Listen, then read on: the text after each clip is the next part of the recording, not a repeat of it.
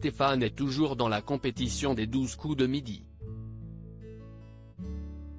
Après avoir franchi la barre symbolique des 100 participations, le maître de midi a dévoilé son secret pour accumuler le plus de connaissances. Une technique qui agace ses proches. Stéphane est toujours sur son petit nuage.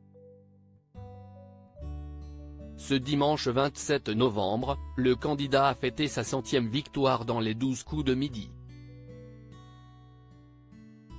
Une nouvelle étape importante pour le maître de midi qui ne pensait pas aller aussi loin dans la compétition lorsqu'il a débarqué sur le plateau de Jean-Luc Reichmann le 20 août dernier.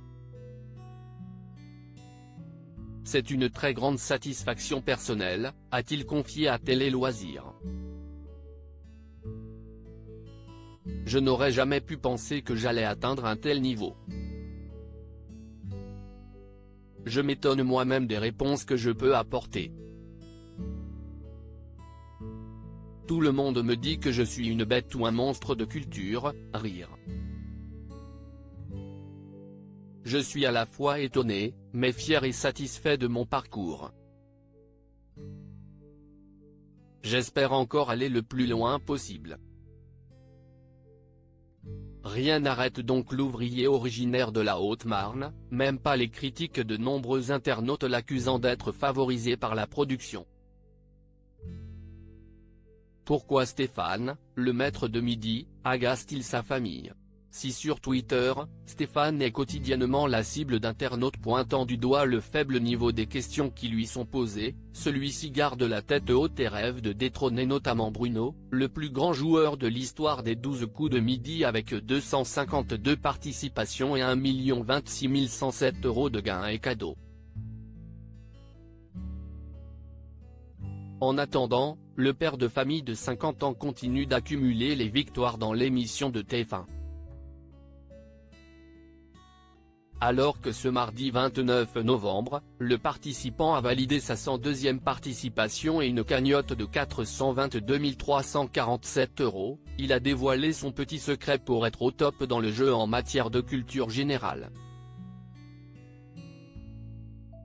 Mais contrairement à ses prédécesseurs, le maître de midi n'est pas un rat de bibliothèque. Je ne lis pas trop de livres ni les magazines écrits, a-t-il révélé à Télé Loisirs, en expliquant qu'il tient ses connaissances de ses longues heures passées devant le petit écran. J'aime la télévision. Une très grande partie de ce que je sais me vient de ma culture télévisuelle. Je regarde énormément de choses, a-t-il confié. Je prends des informations à droite à gauche. Je peux regarder un documentaire historique, un reportage culturel ou autre.